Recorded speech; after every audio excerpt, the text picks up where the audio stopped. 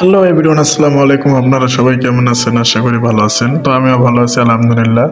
তো আজকে আপনারা দেখতে পাচ্ছেন আমরা এক জায়গায় কিন্তু বেড়াতে যাচ্ছি। আমার সাথে আছে আমার এক বড় ভাই। তো আমরা আজকে মূলত যাচ্ছি 300 ফিটে। এখানে নাকি বাণিজ্য মেলা শুরু হয়েছে। তো আমরা এটা সেরকমভাবে জানতাম না, পরে ফেসবুক, ইউটিউবে, টিকটকে ভিডিও দেখলাম যে এখানে বাণিজ্য মেলা শুরু হয়েছে।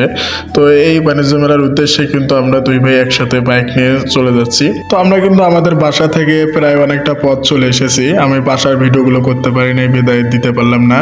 তো আর কিন্তু কিছুক্ষণ পরে আমরা সেই 300 ফিটে পৌঁছে যাব, কাছাকাছি চলে এসেছি 300 ফিটের। তো যেটাকে মেইন ভাবে 300 ফিট ধরা হয় যে রাস্তাটাকে, সেটা আমরা পার করে চলে আসলাম। তো সেই ভিডিওটা করতে পারলাম না, এর জন্য বিদায় দিতে পারলাম না। তো আমরা কাছাকাছি চলে আসার পর এখানে আমরা বাইক পার্কিং করব। এখানেই অল্প একটু যাওয়া লাগে এখান থেকে মেলায়। তো পুলিশ ভাইরা বললো যে আপনারা সামনে যান, সামনে যাওয়ার পরে ওখানে বাইকটা সুন্দর করে পার্কিং করে আপনারা মেলায় ঢুকতে পারবেন। তো আমরা সামনে যাইতেছি, তারপরে দেখতেছেন যে রাস্তাটা কত একটা খারাপ রাস্তা। এটা কিন্তু বাইকটা পার করতে অনেক কষ্ট হচ্ছে। তো ভাইকে বললাম আমি পিছন থেকে নামি, আপনি বাইকটা আবার উপরে উঠান, তারপরে আমি আবার উঠবো না। তো রাস্তাটা কিন্তু অনেক খারাপ ছিল। আর জ্যামটা দেখেন কত জ্যাম। আসলে আজকে শুক্রবার, এই জন্য কিন্তু মেলায় কিন্তু অনেক মানুষ আসছে। শুক্রবার অফিস আদালত সবকিছু বন্ধ থাকে বাংলাদেশের। ঢাকা শহরের মানুষ তো বুঝেনি।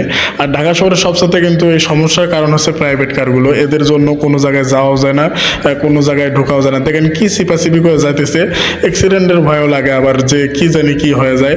আসলে প্রাইভেট কার কিন্তু সব কিন্তু প্লাস্টিকের তৈরি। এগুলো কিন্তু অল্প একটু লাগে গেলেই কিন্তু ঘষা মাজা খাওয়া যায়। হ্যাঁ, তো যাই হোক, আর কিছুক্ষণ পরে কিন্তু আমরা মেলায় পৌঁছে যাব।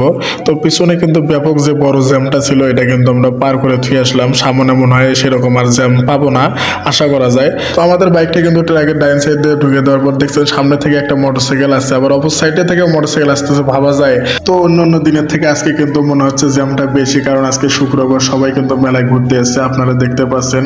তো আস্তে আস্তে আগানোর পর আমরা কিন্তু পড়ে গেলাম আবার একটা জ্যামে। জ্যাম থেকে উদ্ধার হওয়ার পর আমরা কিন্তু সামনের দিকে এগিয়ে যাচ্ছি। যাওয়ার পর এখানে কিন্তু অল্প একটু পর আমরা মোটরসাইকেলের টিকিট কাটবো। টিকিট কাটার পর মোটরসাইকেলটা সোজা পার্কিং করব। তো মোটরসাইকেলটা পার্কিং শেষ করে আমরা কিন্তু আস্তে আস্তে মেলার দিকে এগিয়ে যাবো। আপনারা দেখতে পাচ্ছেন মেলার দিকে এগিয়ে যাচ্ছি। আরে বাবারে, দেখতে পাচ্ছেন কত মানুষ মেলাতে, মানুষের মাথা মানুষে খায়, বাপ ফুরে বাপ। আমরা দেখতে পাচ্ছি যে অনেক মানুষ। তো এখানে আসে আবার আরেকটা বিপদে পড়লাম। এখানে নাকি আবার টিকিট কেটে মেলাতে ঢুকতে হবে। তো আপনারা দেখতে পাচ্ছেন টিকিট কাটার সিরিয়াল, এগুলো কিন্তু সব কিন্তু টিকিট কাটার সিরিয়াল। তো আমরা এখন কি করি না করি, এখন সামনে আবার আর একটু আগে যায়, তারপরে দেখলাম যে একটু টিকিট কাটার সিরিয়াল, টিকিটটা কেটে লাইনে দাঁড়ালাম। লাইন করে আবার কিন্তু ভিতরে ঢোকা লাগবে। আমরা কিন্তু দুজনে লাইনে দাঁড়িয়ে আছি। এখানে আবার ক্যামেরা অন করা যাবে না, পরে আমরা ভিতরে ঢুকে ক্যামেরা অন করলাম। তো দেখতে পাচ্ছেন এটাই হচ্ছে মূলত বাণিজ্য মেলা। তো এখানে কিন্তু মানুষ ঘোরাফেরা করতেছে আর কি। তো সামনে কিন্তু আরো অনেক দোকানপাট আছে। ওই সামনে আবার কনসার্ট হচ্ছে। কনসার্ট কিন্তু এখনো শুরু হয়নি, কনসার্ট কিন্তু শুরু হবে।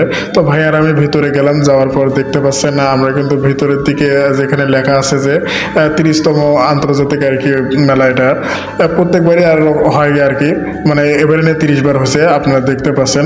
তো ভিতরে কিন্তু অনেক দোকানপাট, রেস্টুরেন্ট সবকিছু আছে, খাওয়া দাওয়ার ব্যবস্থা। তো বাণিজ্য মেলা মানে ঢাকা শহরের মানুষদের কিন্তু আনন্দ। আসলে গ্রামের মতো কিন্তু সবসময় মেলা হয় না ঢাকাতে। এই বাণিজ্য মেলাগুলো যখন হয় তখনই কিন্তু মেলাগুলো দেখা যায় আর কি। তো এখানে কিন্তু আরো ছাড় মূল্যে অনেক কিছু কিনতে পারবেন মেলা থেকে। সামনে যে দোকানগুলো আছে সবগুলো দোকানে কিন্তু ছাড় মূল্যে অনেক কিছু কিনতে পারবেন। তো মেলা মানে আনন্দ, দেখতে পাচ্ছেন কত মানুষ। আসলে সত্যি বলতে আমাকেও কিন্তু এখানে আসে অনেক ভালো লাগতেছে। এখানে অনেক দোকানপাট, অনেক জিনিস কিন্তু দেখতে পাচ্ছি যেগুলো গ্রামে দেখা যায় না। আসলে শহরে কিন্তু সেগুলো দেখা যায়। আসলে এখানে কিন্তু মানুষজন কিন্তু ঘোরাফেরা করতেছে, জিনিসপাতি কিনতেছে, এগুলোই কিন্তু একটা মজার আনন্দ। তো এই মেলাতে এমন কিছু নাই যে আপনারা যেটা কিনতে পারবেন না এখান থেকে। তো পোশাক আশাক থেকে শুরু করে কিন্তু এখানে সবকিছুই পাওয়া যায়। তো এখান থেকে বের হয়ে সামনের দিকে এগোতেই কিন্তু আমার চোখে আর একটা জিনিস পড়ে গেল, যেটা বক্সিং। এই বক্সিং কিন্তু দেখলে আমার মাথা মতো ঠিক থাকে না। তো সবাই মারতেছে, আমিও একটু ট্রাই করি। তো আমি একটু মারবো এই চিন্তা ভাবনা করতেছি। করতে করতে আমিও কিন্তু একটা ধাম করে মেরে দিলাম বক্সিংয়ে। তো দেখতে পাচ্ছেন আমার কিন্তু 99 ওঠে নাই, 970 পর্যন্ত উঠছে। তারপরে আর একটু সামনে যেতেই দেখলাম আমাদের যে গ্রাম অঞ্চলে যে নাকরদোলা, তারপরে হাবিজাবি, চরকি টরকি এগুলো আসে, এগুলো কিন্তু ঢাকা শহরের মেলাতে চলে এসেছে। আপনারা দেখতে পাচ্ছেন অনেক সুন্দর লাগতেছে লাইটিং গুলো ওদের।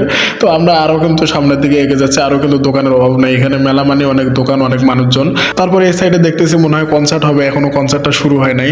তো আমরা একটু ঘোরাঘুরি করে তারপরে বের হলাম মেলা থেকে। আর ভালো লাগতেছে না, কনসার্ট আমরা দেখবো না।